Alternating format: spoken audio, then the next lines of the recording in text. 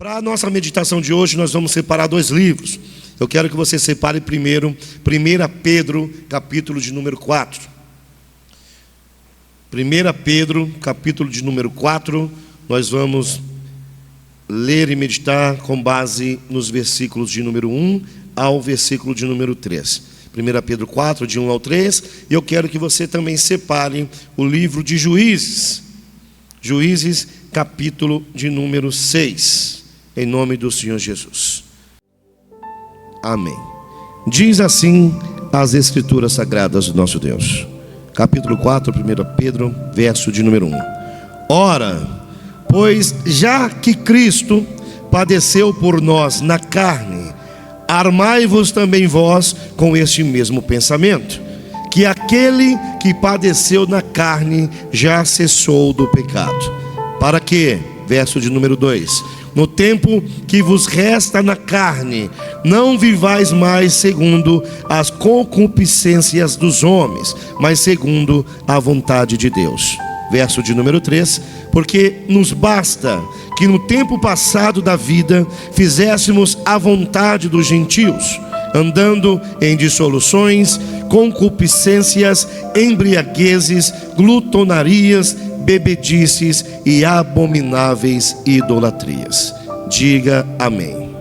Meus irmãos, o texto que nós acabamos de ler, os versos que nós acabamos de ler, nos deixa claro um dos principais motivos, uma das principais razões do sacrifício de Jesus. Qual o motivo, pastor? Qual razão? A necessidade que nós temos, de não mais vivermos de uma forma que parece que não conhecemos ainda Jesus Cristo, que parece que ainda não conhecemos ao nosso Deus. Nós que já conhecemos a Jesus, nós que já fomos alcançados pelo poder do Espírito Santo de Deus, devemos entender estes versículos como um alerta poderoso sobre a forma que temos vivido os nossos dias. Nós estamos habituados que devemos fazer aquilo que a nossa carne deseja. A gente ouve muito aí fora: segue o teu coração, ouve o teu coração. A pessoa está em dúvida sobre fazer o que é certo e o que é errado, busca o conselho através de um conhecido, de um parente, de um amigo, de alguém da sua confiança, e ouve a voz do teu coração. Mas a palavra de Deus diz que o coração é o mais enganoso de todas as coisas. Dele procede tudo, dele procede a perversidade, dele procede o desejo da nossa carne, dele procede a idolatria. Nós precisamos ler esses versículos e entender 3 lições poderosas que o Espírito Santo quer nos entregar hoje. Diga assim: primeira lição: nós mesmos devemos sofrer na carne. Nós mesmos devemos sofrer na carne.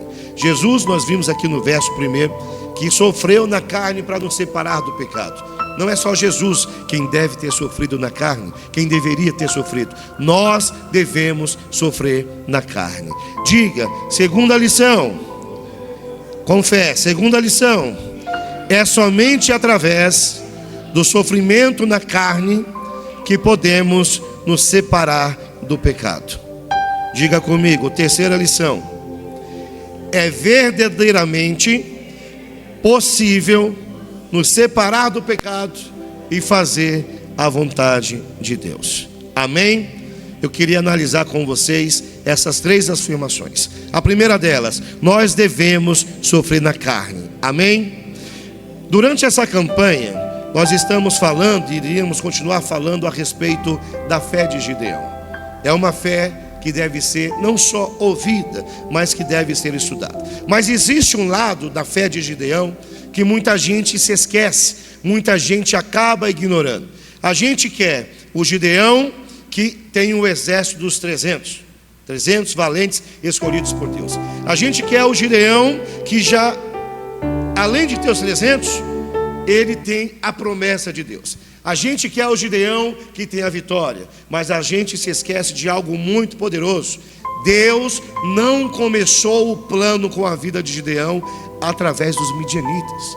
Nós olhamos para o Gideão conquistador, nós olhamos para o Gideão valente, nós olhamos para um Gideão disposto a lutar pelo nosso Deus. Mas Deus não começa a história de Gideão pelos midianitas, Deus começa por Baal. Diga assim: a vitória de Gideão não começou contra os midianitas, a vitória de Gideão começou contra Baal. Pastor, quem é Baal? Baal é o próprio diabo, Baal é o próprio Satanás, que engana muitos, e a palavra diz que ainda enganará a muitos. Há um texto na Bíblia que me preocupa muito. A palavra diz que se o Senhor permitisse, até os eleitos seriam enganados. Ou seja, pessoas que Deus quer salvar, pessoas que Deus tem o desejo no coração de libertar das garras do diabo e trazer para o seu seio. A palavra diz que se Deus permitisse, as artes manhas do diabo são tão eficazes, são tão perfeitas, que até um eleito poderia ser enganado. Deus não começa a vitória de Gideão pelos midianitas. Antes de entregar a vitória externa, Deus exigiu uma mudança interna de Gideão. Nós já ouvimos a palavra no domingo, em que Gideão começa a tentar parar os planos de Deus. Quando Deus fala: Gideão, vai nessa força e você livrará a Israel, Gideão começa a contar com a sua fraqueza, não com o poder de Deus. Gideão começa a olhar para a sua limitação, não para a força de Deus. Ah, Senhor, a minha casa é a mais pobre em Manassés. Dentro da minha casa, que é a mais pobre em Manassés, eu sou mais pobre ainda, eu sou menor. É como se você dissesse para Deus agora: imagine que Deus acabou de te chamar para libertar a tua casa. A tua família é grande, a tua família é gigantesca. Talvez, espero que não, mas talvez você viva hoje da mesma forma que Gideão. De que forma, pastor? Sendo o menor da tua casa. Davi era o menor da casa. Deus não olhou para a pequenez de Davi. Deus não olha para o seu tamanho, Deus não olha para a sua fraqueza, Deus não olha para a sua condição, Deus não olha para o histórico da tua família. Deus olha para a tua potência, que é dele que provém. Amém? Deus então começa a falar com Gideão, e Gideão começa a colocar obstáculos. Mas antes de derrubar um exército, ele precisou derrubar um altar. Ah, Senhor meu, a minha casa é a mais pobre de Manassés. É você dizendo: meu Deus, mas a minha casa é a mais pobre em São Paulo, e da minha família eu sou o mais pobre de todos. Com que é que eu vou livrar a minha família? O bispo falava no domingo, eu te repito agora: não é com o que, é com quem. É com quem. Quando a gente se alinha a Deus, Deus vai fazer que nós tenhamos a condição que nós precisamos para vencer. Amém? Nesses versículos de Pedro que nós lemos agora, Pedro está mostrando exatamente aquilo que viveu Gideão, exatamente a mesma condição de Gideão. Deus pede para derrubar um altar, sim ou não? O altar pertencia a Gideão? Não, pertencia ao pai dele. Derrubar aquele altar significava Gideão ir contrário à fé da família dele. A gente vê muitas pessoas hoje ainda presas ao catolicismo, que tem muito ensinamento errado. Eu estou falando pelo que diz a Escritura, amém? Eu estou aqui criticando a igreja, mas quando eu ando fora da palavra de Deus, eu ando fora do propósito de Deus. E se eu estou fora do propósito de Deus, eu não tenho como agradar a Deus, amém? A gente vê muita gente ainda se mantendo católica porque mantém a tradição da família. Isso aqui fez com que a carne de Gideão doesse. A carne de Gideão teve que doer para que ele recebesse a vitória e conquistasse tudo aquilo que Deus tinha para a vida dele. Como, pastor? Fala assim: enfrentar a sua própria família. Amém? Estão acordados, gente? Vamos lá. Gideão teve. Fala assim, melhor dizendo: derrubar aquele altar significava enfrentar a sua própria família. Significava enfrentar a tradição da cidade, significava enfrentar as pessoas que ele amava. A carne dele sofreu. A carne dele sofreu. Ele teve que ir contra a cultura daquele povo. Ele teve que ir contra a fé do seu pai. Ele teve que dar um jeito de tirar as crenças que ele carregava. Ele teve que dar um jeito de derrubar o altar que imperava dentro da casa dele. Qual é o altar que você precisa derrubar hoje? É o altar da idolatria? É o altar da incredulidade? É o altar da fraqueza? É o altar do medo? Qual é o altar que Deus te chama para derrubar nesta manhã? Primeiro, antes de derrubar o exército inimigo, Gideão precisou derrubar o altar de Baal.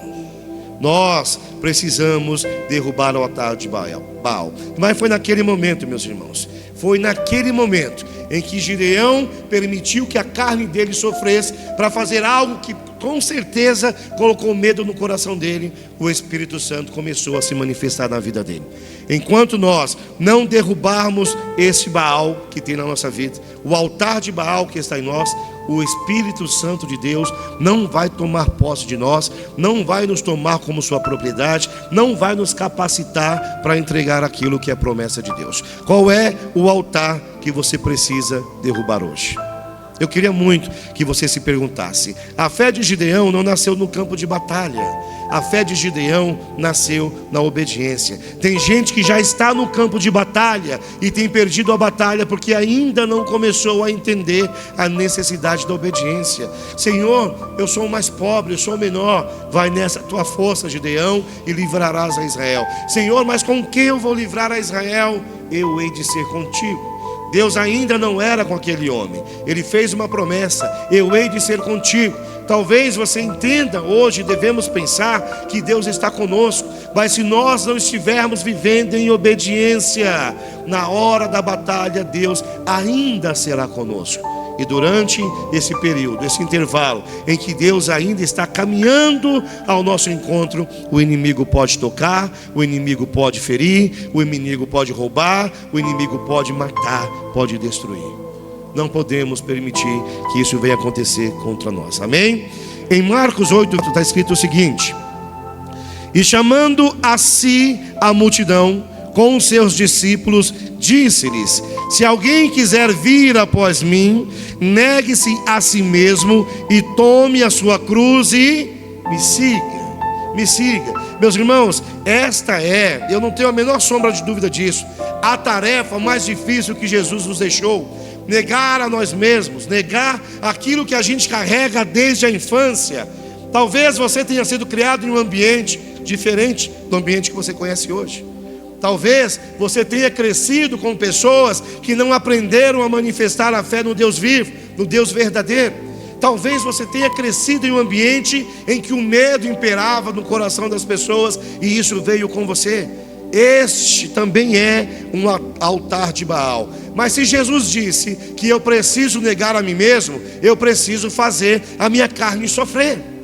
Pedro diz nesses versículos que a nossa carne precisa sofrer. É somente na carne, no sofrimento da carne, que nós vamos nos separar do pecado. Diga assim comigo: a minha carne precisa sofrer. E é aí que muitos de nós começam a perder a direção de Deus.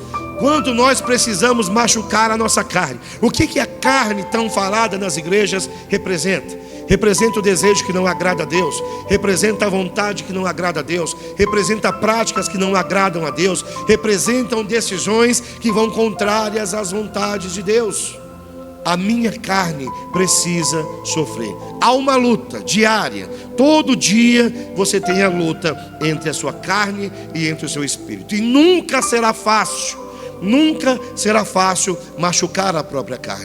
Eu não estou falando aqui de autoflagelação. Eu não estou falando daqueles religiosos que pegam chicotes e ficam mutilando as suas costas. Eu estou falando de machucar a carne alimentando o teu espírito.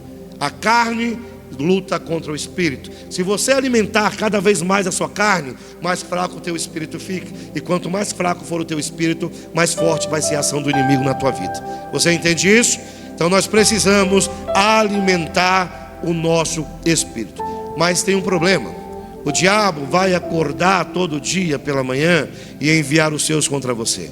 Você vai se deparar com pratos que parecem ao olho humano deliciosos e inofensivos, mas estes pratos vão te manter unido ao pecado, e a união do pecado vai promover separação com Deus.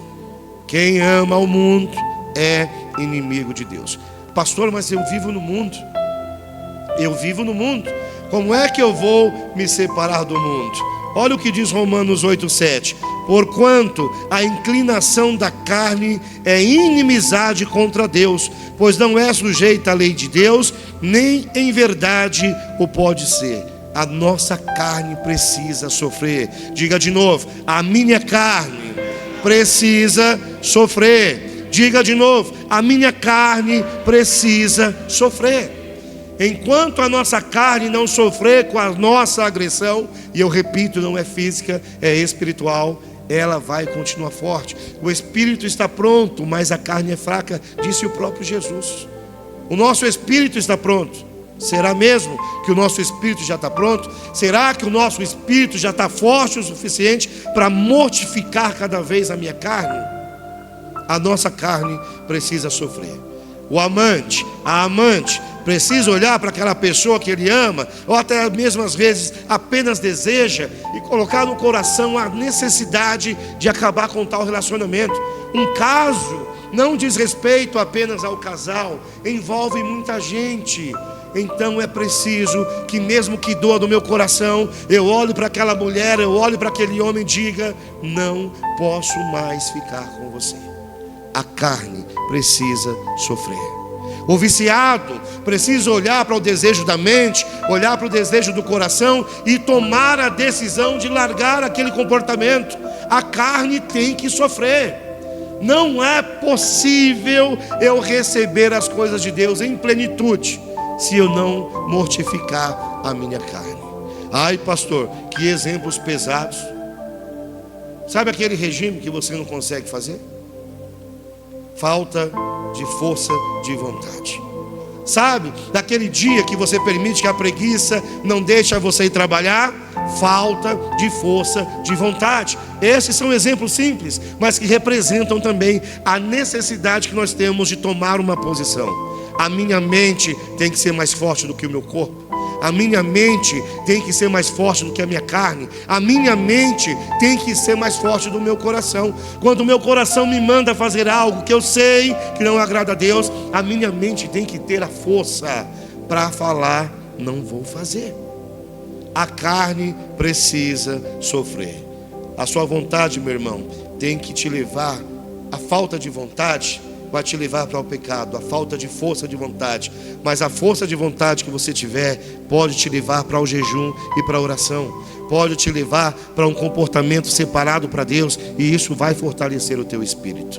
Diga assim: a minha carne precisa sofrer.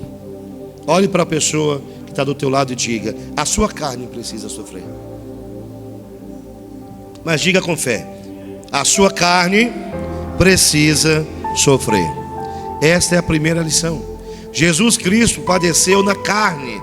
E se Ele, que é Filho de Deus, se Ele que é o nosso Salvador, se Ele que é o Cristo, ou seja, o ungido, o escolhido de Deus, padeceu da carne para nos separar do pecado, muito mais nós temos que sofrer. Muito mais a nossa carne precisa sofrer para agradar a Deus e honrar o sacrifício de Jesus. Diga amém.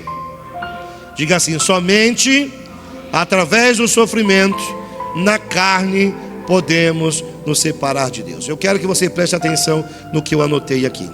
Observe bem a ordem de Deus. Vamos falar de Gideão uma vez mais. Primeiro o altar, depois o exército. Primeiro a obediência, depois a vitória. Amém? Diga assim: primeiro o altar, depois o exército. Primeiro a obediência, depois a vitória. Primeiro a renúncia, depois a provisão. Primeiro é o altar, primeiro é a carne sofrida, primeiro é a minha entrega, primeiro é a minha renúncia, para que depois eu tenha a manifestação do Espírito de Deus sobre a minha vida. Amém?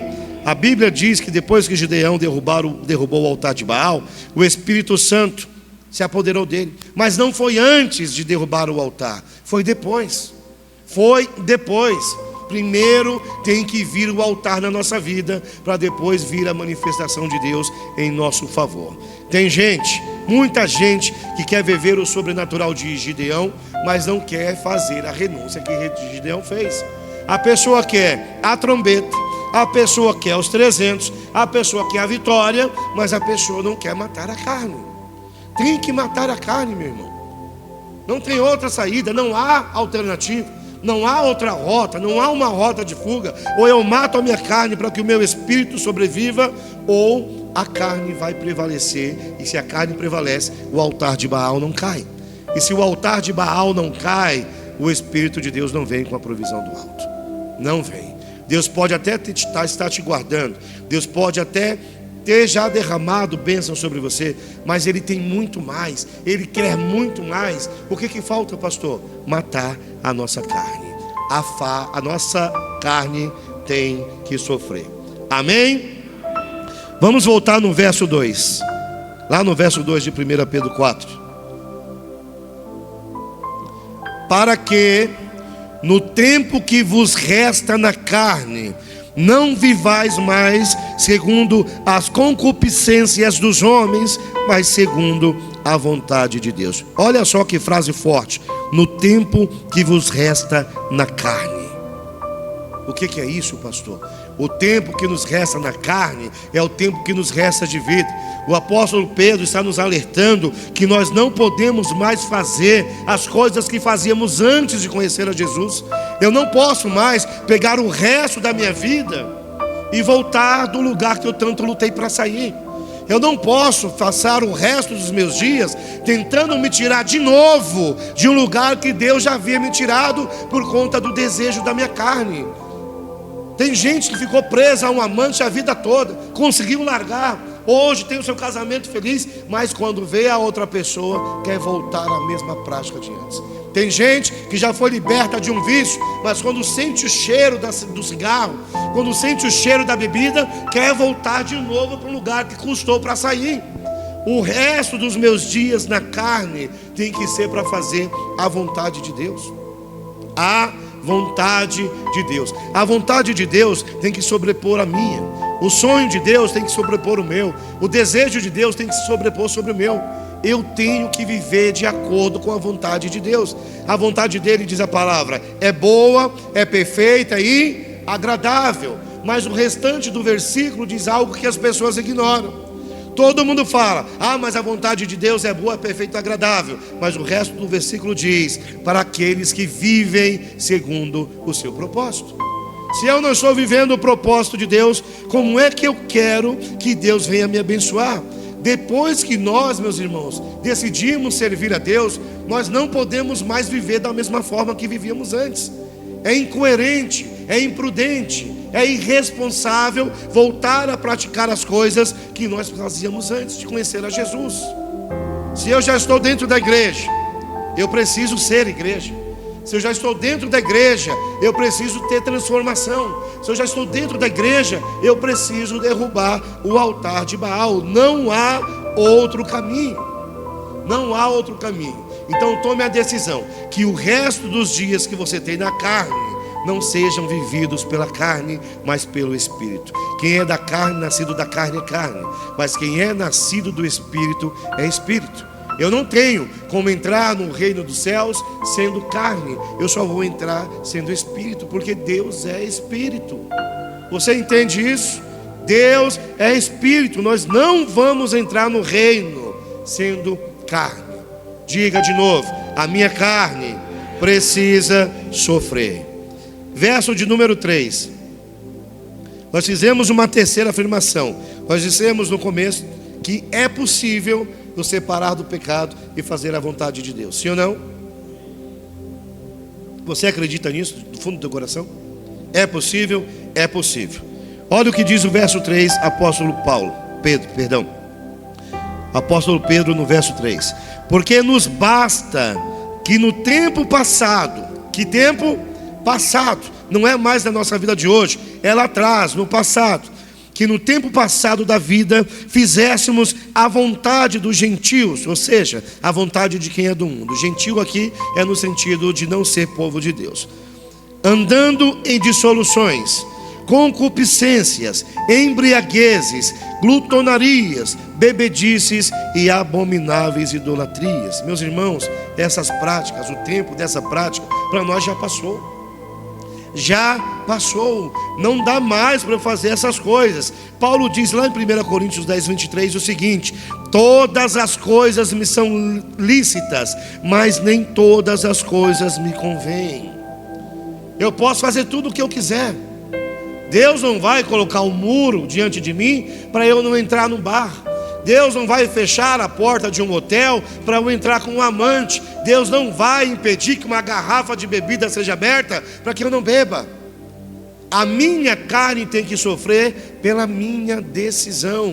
Este tempo de servir ao mundo, este tempo de fazer a vontade do diabo, já acabou, já passou nas nossas vidas. Lembre, Gideão precisou primeiro derrubar o altar que era de Baal. Derruba o altar que existe na sua vida hoje. Eu não sei o que é. Tem gente que ama mais o marido do que a Deus. Tem gente que ama mais a esposa do que a Deus. Tem gente que coloca um filho e uma filha acima de Deus. Eu sou pai, eu sei a dificuldade que a gente tem de abrir mão dos nossos filhos, mas por Deus nós precisamos abrir. Eles não são nossos, eles foram colocados por Deus aos nossos cuidados por um tempo determinado. A gente cria o filho, a gente educa o filho e ele vai. Você já saiu da casa dos seus pais, sim ou não? Você foi. Você não pertence mais a seus pais. Nunca pertencemos aos nossos pais, pertencemos a Deus. Deus quer te fazer uma pergunta hoje: qual altar ainda está de pé dentro da sua vida? Qual é o altar de Baal que precisa ser derrubado hoje? Gideão precisou derrubar o altar para conquistar a vitória tão prometida, a promessa tão grandiosa de Deus de libertar o povo de Israel. Este homem não precisou sequer lutar. O próprio Deus se encarregou de destruir os inimigos dele, e o próprio Deus vai se encarregar de destruir todos os teus inimigos quando você derrubar o altar de Baal e passar a mortificar a tua carne e alimentar o teu espírito. Antes de mudar as circunstâncias da vida de Gideão, Deus mudou a condição interna dele. Deixou de ser medroso, deixou de ser covarde, derrubou o altar que precisava, derrubou o altar que precisava, e Deus foi com ele.